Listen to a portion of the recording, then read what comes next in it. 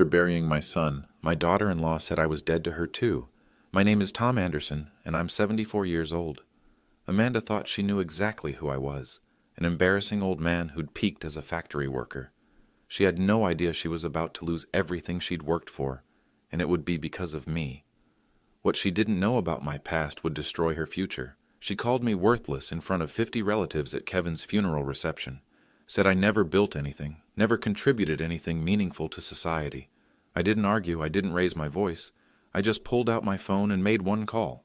If you're watching this, please subscribe and let me know where you're watching from. Here's what really happened when someone finally pushed the wrong person too far, and why sometimes the quietest person in the room holds all the power. For 3 years, Amanda Brown had been chipping away at my dignity. Small cuts. Death by 1,000 paper cuts, my late wife Martha would have called it. It started right after she married my son Kevin in 2022. I remember the first family dinner at their house. Kevin had invited me over for Martha's famous pot roast recipe. Amanda corrected my grammar 3 times during the meal. "It's Kevin and I, not me and Kevin," she said, smiling that cold smile. "I have a master's degree in communications." Kevin just looked uncomfortable. He'd inherited his mother's kindness, not her backbone. The pattern escalated. When Kevin got sick last year, cancer stage 3, Amanda excluded me from every medical decision. $87,000 in treatment costs, and I wasn't allowed to know what was happening to my own son. "This is between immediate family," she told me outside the oncology office. "Kevin needs to focus on people who can actually help." I could have helped. I could have paid for everything. But she didn't know that. Amanda saw an old man in an $8 Goodwill blazer who took the bus everywhere. She saw someone who lived in a $412 a month studio apartment on Elm Street. She saw exactly what I wanted her to see. At Kevin's bedside those final weeks, she made the rules clear. Visiting hours were 10 to 11 a.m., Tuesdays and Thursdays. "We can't have too much disruption," she said. "I'm managing his care." Managing, like Kevin was a project. The funeral was December 18th, Riverside Community Center, $850 for the rental. I paid, though Amanda never asked where the money came from. During the service, she sat in the front row with 5-year-old Tyler, my grandson. I sat 3 rows back. That should have been my first clue about what was coming. The reception afterward, that's where she finally showed her true colors. 50 relatives, Kevin's work friends, neighbors, people eating potato salad and trying to remember the good times. Amanda stood up by the coffee table, tapped her fork against her wine glass like she was making a wedding toast. "I want to thank everyone for coming today," she began. Her voice carried across the room. Kevin would have been touched by this turnout. Then she looked directly at me. "But now that the funeral's over, I think it's time we addressed something. Some people here seem to think they're entitled to stay in our lives just because they share DNA with Kevin." The room went quiet. Even the 5-year-old stopped running around. "Tom Anderson," she said, pointing at me like I was on trial. "You've spent your whole life as a factory worker. You never built anything. You never contributed anything meaningful to society. Kevin felt sorry for you, but I won't." "My neighbor, Mrs." Peterson gasped. Kevin's college roommate Dave stepped forward like he might say something, then stopped. Amanda kept going. "I don't want Tyler growing up thinking that's acceptable. That a man can coast through life and still deserve respect. Kevin would want his son to have better role models." She walked over to where I was sitting, stood right in front of me. "The funeral's over, Tom, so are you. Get out and don't come back." 50 people stared at me, waiting to see what the pathetic old man would do. I folded my paper napkin, placed it on the table, stood up slowly. My knees aren't what they used to be, and I pulled out my phone. One call, 30 seconds. "Jennifer, it's Tom. We need to talk about Amanda Brown." "Yes, she's the one. Schedule the board meeting for January 8th. It's time." Amanda frowned, probably wondering who Jennifer was and why I sounded so calm. I walked to the door, turned around one last time. "You're right about one thing, Amanda. Kevin would want Tyler to have better role models." Then I left. 3 days later, sitting in my studio apartment, I realized what I was really fighting for. It wasn't just about the disrespect. It was about Tyler, my 5-year-old grandson who barely knew me because Amanda controlled every interaction. It was about Kevin's memory being rewritten by someone who never understood his values. Most of all, it was about a promise I'd made to Martha. Martha died 10 years ago this March. Lung cancer, same as what would eventually take Kevin. In her final weeks, she made me promise something. "Don't let them erase us," she whispered from that hospital bed. "Our family, our story. Promise me you won't let anyone rewrite who we were." Martha knew I was already pulling back from the business world, stepping into the shadows. She was worried that I'd disappear completely, and our legacy would disappear with me. "Promise me, Tom." I promised. Now Amanda was trying to do exactly what Martha feared. She was rewriting history, making Kevin into someone who was embarrassed by his father, making me into someone Kevin tolerated out of pity. That wasn't true. Kevin was proud of me, not because of the money. He didn't know about that either. He was proud because I'd taught him to work with his hands, to fix things instead of throwing them away, to treat people with respect regardless of their job title. Kevin fixed his own car until the day he died, changed his own oil, built Tyler a treehouse in the backyard with wood from the hardware store, not some expensive contractor.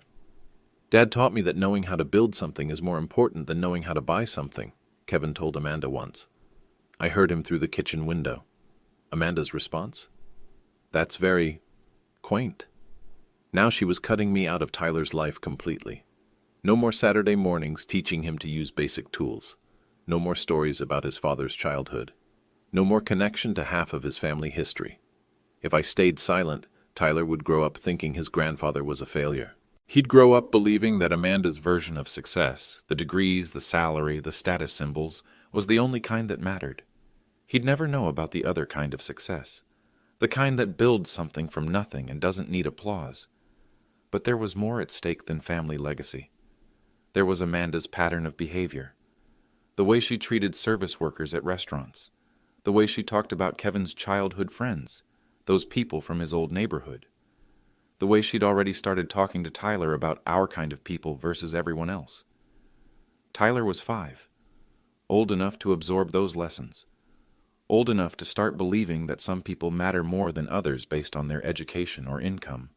If I let Amanda win, Tyler would grow up to be just like her, and that would be the real tragedy. Kevin didn't die so his son could become entitled. He died believing that Tyler would carry forward the values we'd taught him: respect, humility, the dignity of honest work.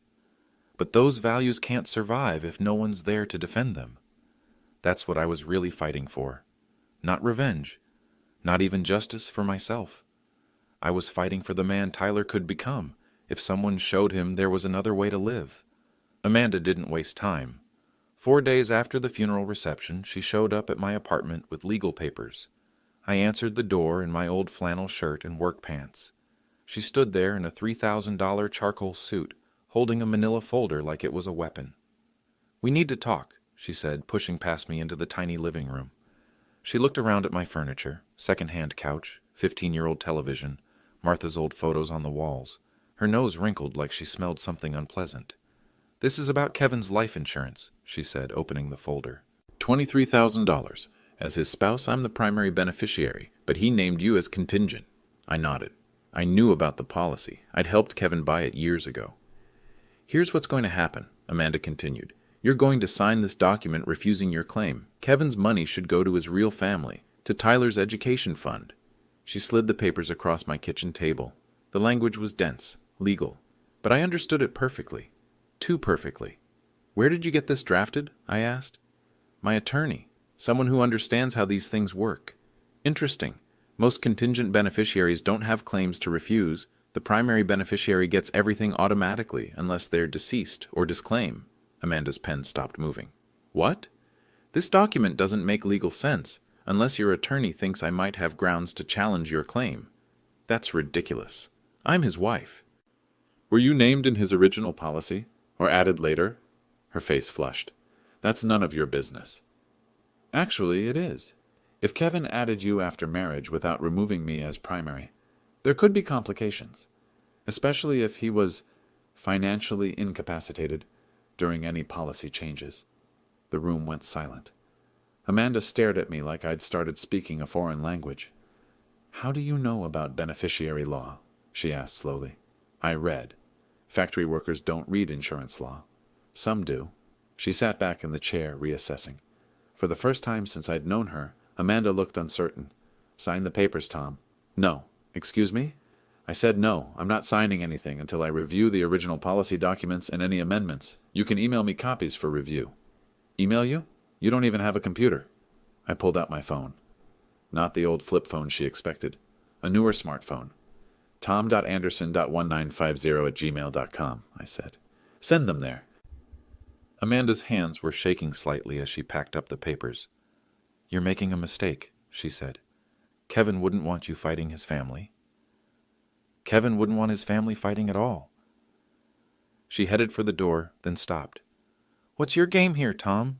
You think you can squeeze more money out of this? 23,000 is more than you've probably seen in your entire life." I stood up slowly, looked her directly in the eye. "You have no idea what I've seen." After she left, I sat at my kitchen table thinking about that interaction, about the fear that had crept into her voice when I demonstrated knowledge she didn't expect. Amanda's whole power structure depended on keeping me in a box labeled ignorant old man. The moment I stepped outside that box, even slightly, her confidence cracked. She'd be back, probably with reinforcements. But now she'd be asking questions about me that she should have asked 3 years ago. Questions like, why does a retired factory worker know insurance law? Why does he have a Gmail account and a smartphone? Why did he seem so calm when she threatened him? And most importantly, what else doesn't she know about Tom Anderson? I picked up my phone and called Jennifer Davis. How did she take it? Jennifer asked. About as well as expected. She's starting to ask questions. Good. Let her wonder. The annual promotion ceremony is January 8th. Think you can keep her guessing until then? I smiled. I've been keeping people guessing for 45 years. One more month won't hurt. Over the next 2 weeks, small cracks appeared in Amanda's certainty. It started with Tyler's school. Cedar Hills Academy, $18,600 per year, where Amanda sent Tyler to network with the right families. I'd been picking Tyler up on Wednesdays since Kevin got sick. One of the few times Amanda couldn't control our interaction, school pickup was chaotic and she was usually stuck in meetings. December 22nd, I was waiting in the pickup line when Mrs. Harrison, the vice principal, walked over to my window. "Mr. Anderson, could I speak with you for a moment?" I parked and followed her into the office. Tyler was in aftercare, so we had time to talk. "I wanted to personally thank you for the new computer lab," she said. "The children are absolutely thriving with the new equipment." I nodded politely, said nothing. The anonymous donation was incredibly generous. $50,000 will make such a difference in their technology education. Behind us, Amanda's voice cut through the conversation. "I'm here for Tyler Brown pickup," she announced to the receptionist. Mrs. Harrison turned toward the sound, then back to me. "Should I mention to Mrs. Brown that Tyler's grandfather was here?" "No need," I said quietly. I wouldn't want to take credit for something anonymous. But Amanda had heard her own son's name. She was walking over. "Mr. Anderson," Mrs. Harrison continued, not noticing Amanda approaching, "if you ever want to tour the new lab, just let me know. I think you'd be proud of what your contribution accomplished." Amanda stopped 3 feet away, close enough to hear every word. "Contribution?" Amanda asked. "What contribution?" Mrs. Harrison looked confused. "The computer lab donation. $50,000 for new equipment." "From who?" Mrs. Harrison glanced at me. I gave the slightest shake of my head. "Oh," Mrs. Harrison said carefully. "I'm sorry. I thought there must be some confusion. Anonymous means anonymous, of course." Amanda stared at me. "Tom, what is she talking about?" "I have no idea," I said truthfully. "I just came to pick up Tyler." But as we walked to the parking lot, I could feel Amanda's eyes boring into my back. At the car, Tyler ran to hug me. "Grandpa, Mom said you might not come anymore." "Why would she say that?" Tyler shrugged. "She said you weren't real family." I knelt down to Tyler's level. "Tyler, what makes someone real family?" "I don't know. Love?" "That's right. Love. Not money. Not fancy clothes. Love." Amanda was close enough to hear. When I stood up, she was holding an expensive business card. It must have fallen from my wallet when I'd pulled out my keys. She read it slowly. "Titan Manufacturing. Industrial Solutions." "Where did you get this?" she asked. "Found it in a parking lot. Probably should throw it away." "You found a business card for a major manufacturing company?" People drop things. But Amanda wasn't stupid. Her mind was working, connecting dots that didn't quite fit. Why was a retired factory worker at an expensive private school every Wednesday? Why did the vice principal seem to know him personally? Why did he carry business cards for companies that manufactured industrial equipment? And why was he so calm about all of it? "Tom," she said slowly, "what did you do before you retired?" "I worked." "Where?" "Different places." "What kind of different places?" Tyler was tugging on my hand, eager to leave. I looked down at him, then back at Amanda. "The kind where you learn to fix things instead of just buying new ones." I walked Tyler to Amanda's BMW, buckled him into his car seat. "See you next week, buddy." As they drove away, I could see Amanda in the rearview mirror, still holding that business card, still trying to figure out how it had ended up in an old factory worker's wallet. She'd be doing research tonight, making phone calls, asking questions. Good. Let her wonder. The longer she spent trying to figure out who I really was, the less time she'd have to prepare for what was coming. January 5th. 3 days before Amanda's promotion ceremony at Titan Manufacturing, Tyler's winter program at Cedar Hills Academy, Dreams and Goals, where each child presented what they wanted to be when they grew up. Amanda had insisted I not attend. "These events are for immediate family only," she'd texted me, but Tyler had called my apartment directly. "Grandpa, can you come see my presentation? I wrote it about you." How could I say no? The school auditorium was packed, 200 parents in business suits taking photos with expensive cameras. I sat in the back row wearing my navy blazer and a clean white shirt, trying to blend in. Tyler was seventh to present. He walked to the microphone in his little navy blazer. Amanda had insisted on matching the successful families.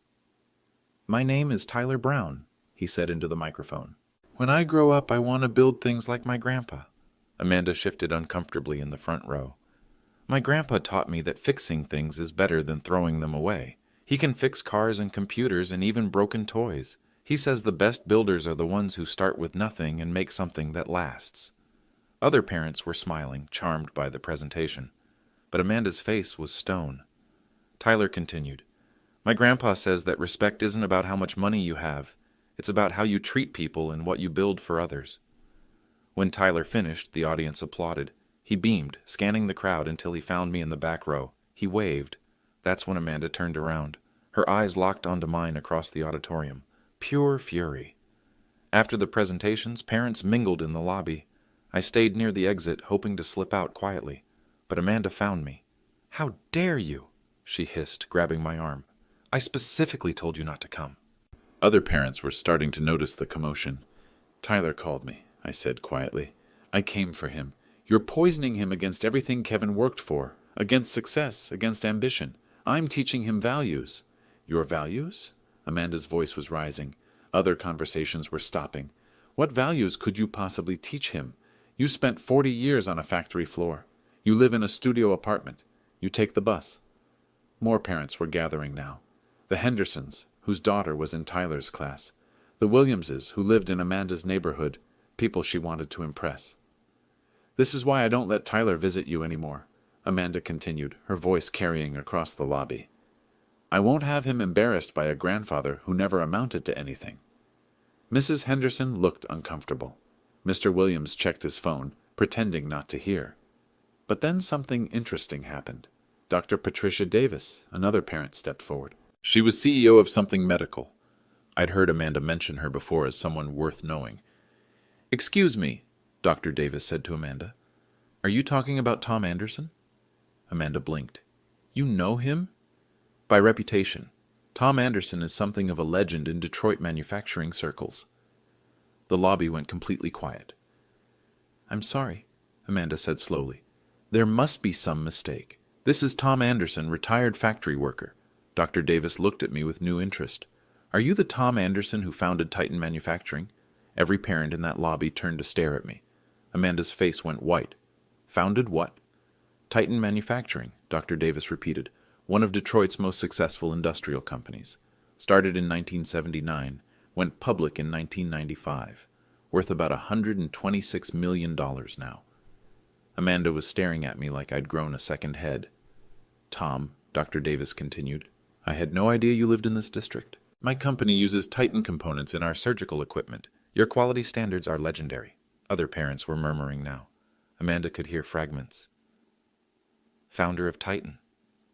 100 million? Never would have guessed." "There's some mistake," Amanda said desperately. He's a factory worker. He lives in a studio apartment. Dr. Davis smiled.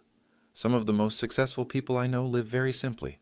It's often a sign of wisdom, not poverty. She turned back to me. Tom, I'd love to introduce you to my husband. He's always wanted to meet the man behind Titan's success story. I nodded politely. Perhaps another time. I should be going.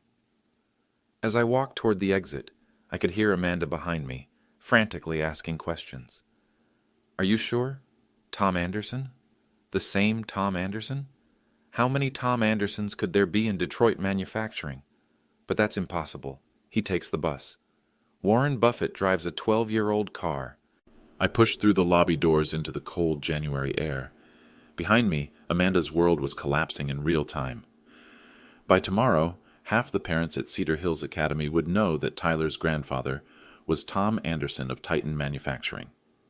By the day after that, Amanda would be walking into her promotion ceremony, not knowing that her fate was in the hands of the man she'd spent 3 years humiliating, the man she'd called worthless in front of 50 people, the man whose grandson still loved him despite everything she'd done to poison that relationship.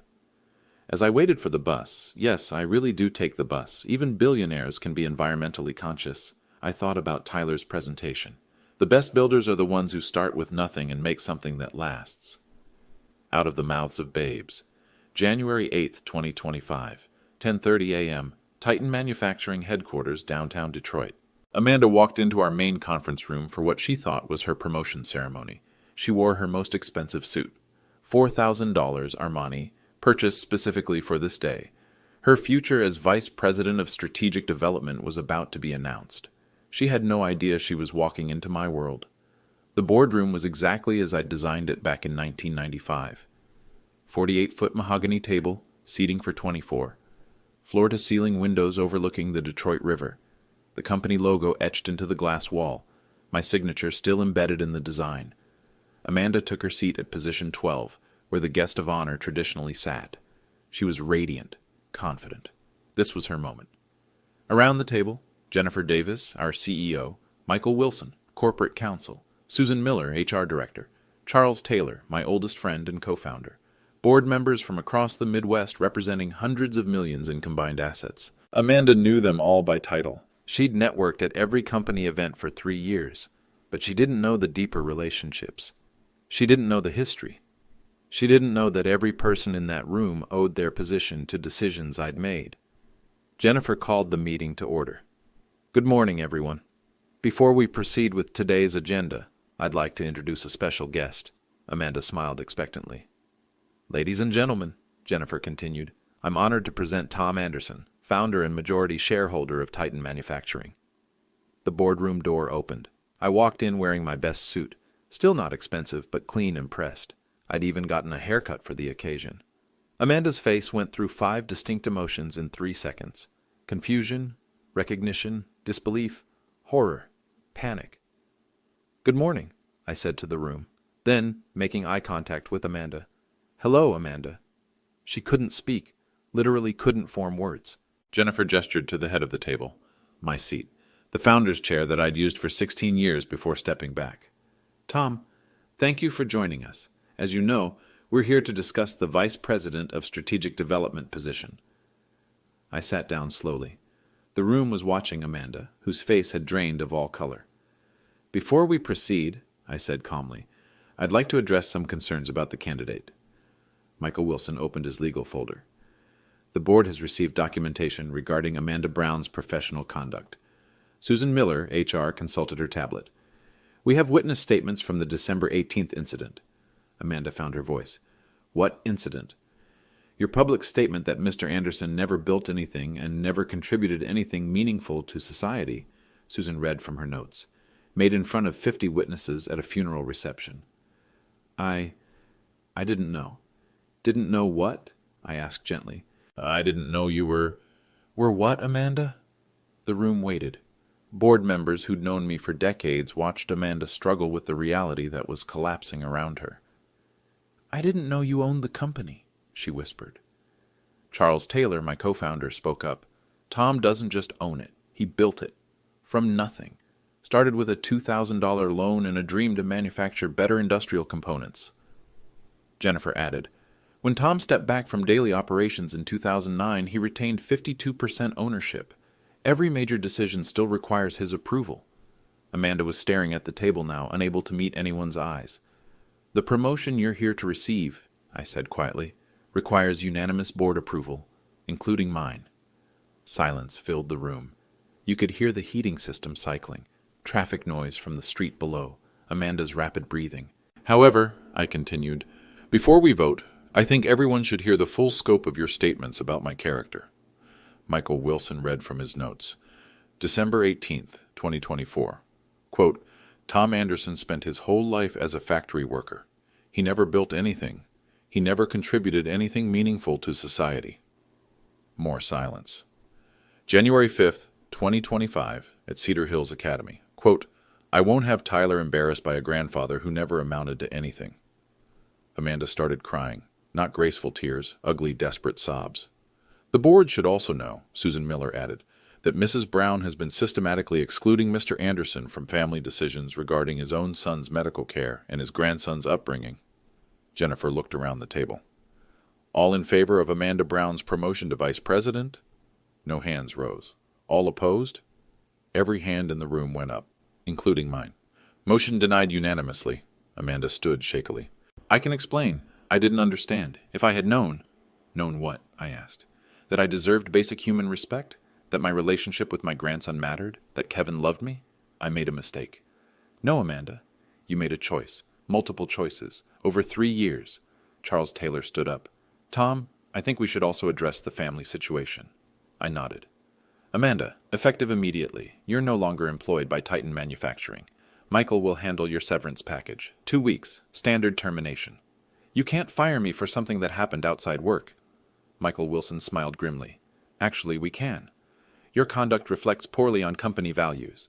More importantly, your employment contract includes a character clause. Publicly humiliating the company founder violates that clause." "What about Tyler?" Amanda asked desperately. "You can't punish your grandson for my mistakes." "Tyler isn't being punished. You are." "I'll be filing for grandparent visitation rights. Given your demonstrated pattern of excluding family members, I expect the court will be sympathetic." Security appeared at the boardroom door, professional, discreet, but unmistakably present. "Your personal items will be boxed and delivered," Susan Miller said. "Your company car keys, laptop, and access cards need to be surrendered to security." Amanda looked around the room one last time, searching for sympathy, for allies, for anyone who might speak up for her. She found none. "Tom," she said as security escorted her to the door, "I'm sorry. I really didn't know." I stood up, looked her directly in the eye. "That's exactly the problem, Amanda. You never bothered to find out?" The boardroom door closed behind her. Jennifer broke the silence. "Well, that was unpleasant but necessary." Charles laughed. "Tom, you haven't lost your touch for dramatic timing." "I prefer justice to drama," I said, "but sometimes they overlap." Through the floor-to-ceiling windows, I watched Amanda walk across the parking lot to her BMW. She moved slowly, like someone in shock. 45 years of building this company. 26,000 employees worldwide. 126 million in annual revenue. And Amanda thought I'd never built anything. The consequences rolled out faster than Amanda could control them. By noon that same day, news of her termination had spread throughout Detroit's manufacturing network. It's a smaller industry than people realize. Everyone knows everyone. By 2 p.m., her phone was ringing with calls from headhunters and competing companies, but not the calls she wanted. "Amanda, this is Derek Walsh from Industrial Solutions Group. I'm calling to withdraw our job offer. We've heard about the situation at Titan Manufacturing." "What situation?" "The incident with Tom Anderson. Amanda, Tom is legendary in this industry. Whatever happened between you two, it's already common knowledge." "There's been a misunderstanding." "I'm sure. But our company can't risk the association. Tom's reputation for integrity is impeccable. If there was a conflict serious enough for him to terminate someone publicly—" Click. That was the first of 7 similar calls. By Thursday, Amanda discovered what real power looks like in a specialized industry. Detroit manufacturing is built on relationships spanning decades, trust networks that take generations to establish. And I'd been building those networks since 1979. Amanda's new reality became clear at her emergency meeting with her employment attorney, David Patterson. "Amanda, I've looked at your case from every angle," Patterson said across his desk. "Legally, Titan Manufacturing has ironclad grounds for termination. Based on what? Personal disputes? Based on the character clause in your employment contract. Look at paragraph 7. Amanda read the language she'd signed 3 years earlier. Employee agrees to conduct themselves in a manner that reflects positively on company values and leadership. Publicly humiliating the company founder qualifies as a breach, Patterson continued, especially when there are 50 witnesses to your statements. What about wrongful termination? Discrimination? Against whom? You discriminated against Tom based on his age and perceived social status. There's no protection for attacking senior citizens at their son's funeral. Amanda slumped in her chair. What are my options? Honestly, accept the severance package and hope Tom doesn't pursue further legal action? Further legal action? Grandparent rights. Given your pattern of excluding him from family decisions, a court might view that favorably, especially now that your financial stability is compromised. Amanda left Patterson's office understanding that she'd lost more than just a job. She'd lost credibility in her chosen industry, but the most devastating consequence came Friday morning, Tyler's custody evaluation. Amanda sat across from Dr. Rachel Moore, court-appointed family psychologist, in a sterile office overlooking downtown Detroit. Mrs. Brown, I've reviewed the documentation regarding Tyler's grandfather. Can you explain your reasoning for limiting their relationship? He doesn't have the resources to provide Tyler with appropriate guidance. Appropriate how? Educational, financial, social connections. Dr. Moore consulted her notes. According to my research, Mr. Anderson is the founder of a $126 million company. He's donated over $50,000 to Tyler's school. Educational resources don't seem to be a concern. Amanda shifted uncomfortably. I didn't know about his business background. For 3 years? He lives very simply. You assumed that simple living equals poverty? Not poverty, just limited opportunities for Tyler. Dr. Moore leaned forward. Mrs. Brown, help me understand. What specific harm were you protecting Tyler from? Amanda couldn't answer, because the truth was uncomfortable. She'd been protecting Tyler from learning values that conflicted with her social ambitions. Tyler told me his grandfather taught him that fixing things is better than throwing them away, Dr. Moore continued. That respect comes from character, not money. Are these harmful lessons? No, but what? Tyler needs to understand success, real success, achievement. Like building a multi-million-dollar company from nothing? Silence. Dr. Moore closed her folder. I'm recommending expanded visitation rights for Mr. Anderson. 2 weekends per month, alternating holidays and summer vacation time. That's not fair. Mrs. Brown, you systematically excluded a loving grandfather from his grandson's life based on incorrect assumptions about his social status. The court's job is to protect Tyler's interests, not your social anxiety. Amanda walked out of that appointment understanding that her control over Tyler's upbringing was ending. That evening, she sat in her BMW outside my studio apartment building, trying to reconcile the man she'd dismissed with the man who'd just dismantled her entire life with 3 phone calls and a board meeting. She never came to the door, never knocked. Because what was there to say? I'm sorry I judged you by your clothes instead of your character. I'm sorry I thought money was more important than values. I'm sorry I tried to erase you from your grandson's life. All true, all inadequate. Some mistakes can't be apologized away. Some bridges, once burned, don't get rebuilt. 6 months later, the full scope of Amanda's miscalculation became clear. Her new job paid $45,000 annually, exactly half her Titan manufacturing salary. Second-tier industrial, a small firm in Grand Rapids, was the only company willing to hire her after the Detroit manufacturing community learned what had happened. Reference checks were challenging, her new boss admitted during orientation. But everyone deserves a second chance. Amanda's second chance meant managing inventory for a 12-person operation.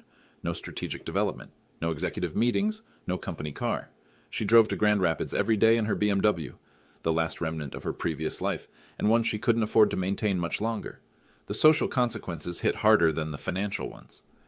Cedar Hills Academy's Winter Gala, February 14th. Amanda attended alone, hoping to maintain some semblance of her previous status among the parent community. She approached Dr. Patricia Davis, who'd recognized me at Tyler's presentation. Patricia, how lovely to see you. Dr. Davis smiled politely. Amanda, how are you adjusting? Adjusting. To the new job. I heard about Titan Manufacturing. Oh, that. Yes, it was time for a change. I'm sure. Tom Anderson spoke very highly of you at the Christmas charity auction. Amanda's stomach dropped. Tom was at the charity auction? Of course. He's been a major donor for years. Didn't you know? He endowed the Children's Scholarship Fund, $200,000 annually for underprivileged students. Another piece of Tom's hidden life. Another reminder of how little she'd actually known about the man she'd dismissed. Patricia, Amanda said carefully, what else do you know about Tom's contributions? Where do I start? The community center renovation, the library expansion, the Veterans Housing Project. Tom's donated over $3 million to local causes in the past decade, always anonymously until recently. Amanda excused herself and spent the rest of the gala in the bathroom, crying. The legal consequences arrived in March. Tyler's custody arrangement had been modified exactly as Dr. Moore recommended. 2 weekends per month with Tom, alternating holidays, 4 weeks in summer. But Amanda discovered that court orders only regulate the minimum. They don't prevent grandfathers from being more involved when circumstances change. When Tyler caught pneumonia in March, Tom took 2 weeks off from Titan Manufacturing to help with care. When Amanda's work schedule conflicted with Tyler's spring break, Tom covered childcare. When Amanda's BMW finally broke down, $1,200 in repairs she couldn't afford, Tom helped Tyler understand why Grandpa's values about fixing things versus throwing them away actually mattered in real life. "Grandpa," Tyler asked during one of their weekend visits, "why does Mom seem so sad all the time now?" Tom was teaching Tyler to change the oil in his Honda Civic, still his daily driver despite having enough money to buy a dealership. "Sometimes people make choices that don't work out the way they hoped," Tom explained. "Your mom is learning some difficult lessons." "About what?"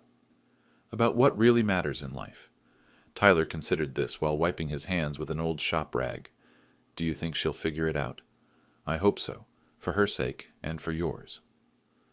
By April, Amanda's isolation was complete. Her former colleagues at Titan Manufacturing had moved on without her. The strategic development position had been filled by Michael Chen, an internal candidate with 15 years' experience and Tom's personal endorsement. Amanda's neighborhood social circle had also shifted. Word travels fast in affluent suburbs about job losses and custody battles. Invitations stopped coming. School pickup conversations grew awkward. Most painfully, Tyler was developing a different relationship with success and achievement. During his spring parent-teacher conference, Mrs. Harrison mentioned Tyler's evolving perspective. "Tyler talks constantly about his grandfather's workshop," she told Amanda. "He's become fascinated with how things work, how they're built. His science projects have become remarkably sophisticated." "I see." "He told the class last week that the best success is the kind where you help other people. Very mature thinking for a 6-year-old. Amanda nodded politely, but internally she was screaming. Tom was reshaping Tyler's values in real time, undoing years of careful messaging about achievement and status. The final consequence emerged in May. Amanda's lease renewal notice arrived with a 40% rent increase. Her luxury apartment complex was pricing her out, though they phrased it diplomatically. "Market conditions have shifted," the leasing manager explained. "Your income qualification no longer meets our updated requirements." Amanda spent that weekend apartment hunting in considerably less prestigious neighborhoods. Tyler would need to change schools. Again. "Mom," Tyler asked while they toured a modest 2-bedroom in a working-class neighborhood, "is this like where Grandpa lives?" "Similar, yes." "I like it. It feels more real." More real. 6-year-old Tyler was developing the ability to distinguish between authentic and artificial living, between substance and surface. Everything Amanda had tried to teach him about success, Tom was quietly redefining through example and experience. By June, Amanda understood the true scope of what she'd lost. Not just a job, not just social status, not just financial security. She'd lost the ability to shape her son's understanding of what mattered in life. Tom hadn't taken Tyler away from her. The courts ensured they maintained a strong relationship. But he'd given Tyler an alternative framework for measuring worth and success, one that made Amanda's previous priorities look shallow and temporary. Tyler was learning that building something lasting mattered more than buying something expensive, that treating people with respect mattered more than networking with influential people, that contributing to your community mattered more than advancing your career. All the lessons Amanda had dismissed as blue-collar mentality were becoming Tyler's moral foundation, and there was nothing she could do about it, because Tom wasn't trying to turn Tyler against her. He was simply showing Tyler who he really was, and letting Tyler draw his own conclusions about character, integrity, and the different ways to live a meaningful life. The quiet man Amanda had underestimated was raising Tyler to be everything she'd failed to become. 1 year later, I received an unexpected visitor. Amanda stood at my apartment door on a Tuesday evening in December. She looked different, older but also somehow cleaner, less desperate. Her clothes were simpler, her makeup minimal. "Tom, could we talk?" I invited her in, made coffee the way Martha used to, strong, black, with real cream. "I owe you an apology," Amanda began. "A real one, not the panic-driven nonsense I said last year." I sat across from her at my small kitchen table. Waited.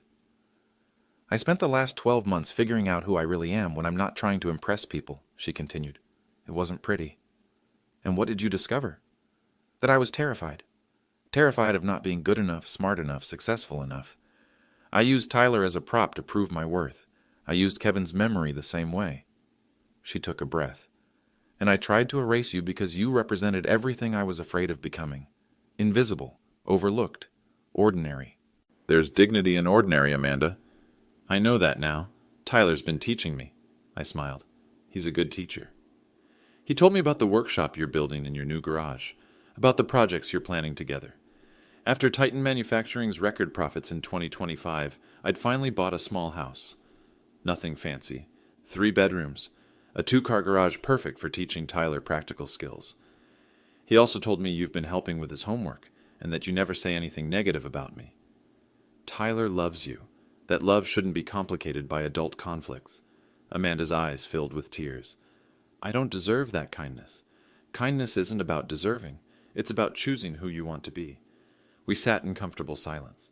Outside, Detroit was settling into winter darkness. "Tom, I came here to ask something, and I'll understand if you say no." I waited. "Could you teach me?" "Not Tyler, me. I want to learn to fix things instead of just throwing them away. I want to understand the values I tried so hard to dismiss." I studied her face. No desperation now. No manipulation. Just genuine curiosity about a different way to live. "Saturday mornings," I said finally, 10 a.m. "We'll start with basic home maintenance. If you're serious about learning, I'm serious about teaching." "Thank you. One condition. Name it." "This isn't about earning your way back into Tyler's good graces. He already loves you. This is about you discovering who you want to be going forward." Amanda nodded. "I understand." 3 months later, Amanda had learned to change her own oil, fix a leaky faucet, and rewire a broken lamp.